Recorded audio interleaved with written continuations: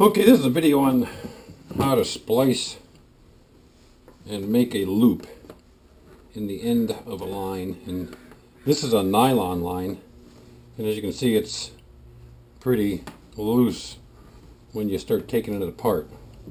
And it's not the easiest stuff to work with doing this kind of stuff because of that fact. So basically, I'm gonna I've unwound this, and what I'm gonna do is I've got one piece. Well, basically I've got a left, a middle, and a right, and then it's best if you make the left side the bottom of the rope here, or the line. The middle is going to be this wind right here, and then the right's going to be this wind. So what I'm going to do is figure out where my loop is going to go, and I'm going to put it basically right in here. So what I'm going to do is open up the line. I'm going to take the middle and I'm going to push it through, just like that. Okay. Leave the left side on top for now. Don't put it underneath, and I'm going to show you why. Now this is the right side, so I'm going to lightly spin the rope, and you see this guy right here? We're going to go under it and through it, like so. Okay, so that's how you start. That's exactly how you start this guy. And tighten them up a little bit. Tug on them just a little bit and tighten them up. Okay, now I'm going to flip the line over. Okay? And then I'm going to take this being the left side, I'm going to put it back underneath. Alrighty? And then this is going to go under this part of the line. This strand. This is a three strand line. And it's really quite simple. As long as you know how to start, it's going to be easy to finish. And like I say, this is not the best line to work with because it kind of falls apart a little bit. You know, it opens up basically. Look how opened it up it is right there. Okay, so now it doesn't really matter what I do. Now you just jump over this guy and you go under this and out. So watch as I do that.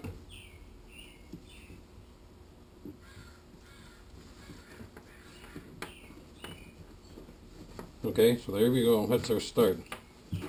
And now we're starting to braid this line into. You see how that falls apart? Like I say, this is for seaplanes. These ropes are, and that's why we haven't used it that much because it's such a pain.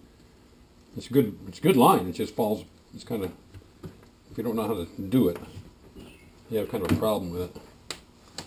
That's why you have to tape the end and burn the end so it doesn't fall apart while you're working it. And then we're going to go under this guy.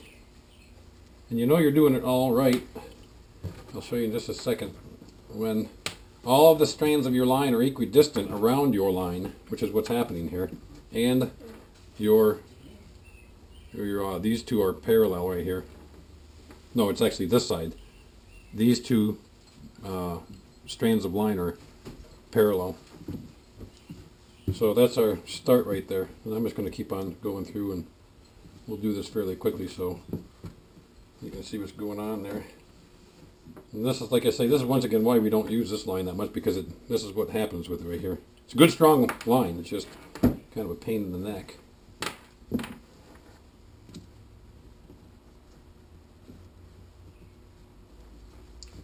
So we have a whole spool of this, and I just thought, well, instead of throwing it out, we're going to use it up. And so this part, see how you push these off to the side, and then you got to get underneath this guy here. Right? Just like that.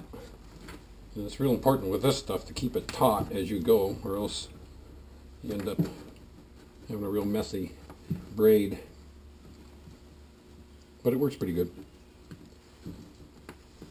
I've had to do a bunch of these lines, and it actually really helps by doing videos and posting them on YouTube. Then I can go back and watch videos and remember how to do things. I've done a lot of things that way in my days of how-to videos.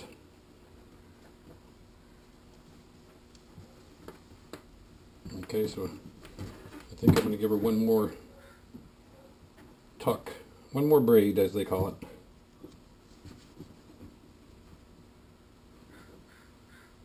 Yep, we're still right.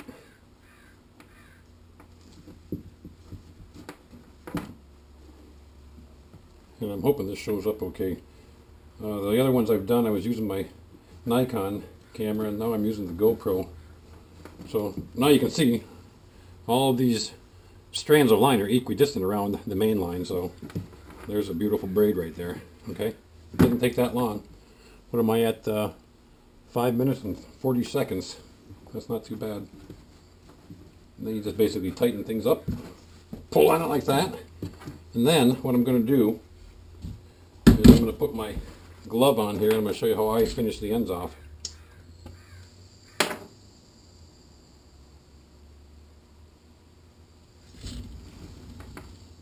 And like I say, this is nylon line, so it does burn and singe pretty well. I don't want to use that. I want to use, basically, you got to use a real sharp razor knife for this too, or else you can make it real messy, your lines. I'm giving it a lot of pressure right there, by the way. And then I put my glove on here.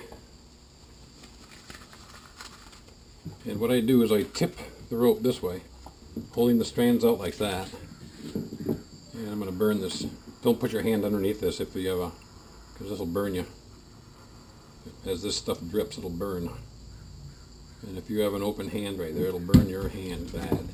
That's why I wear a glove, and I can push it all together. And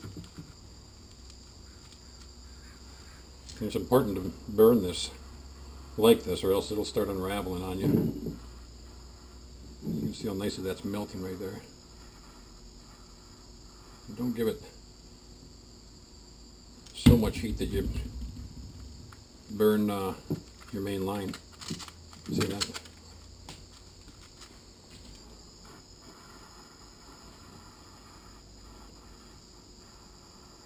So that's how easy this is. This is a pretty good line. This is a strong line right here. So these ropes will end up going on seaplane floats. So there you go. Now those cannot go, once you have that nice big burn on them, they're not going to, they're not going to go anywhere. So that's how you do it. Thanks for watching. iFoundJim.com. See you later.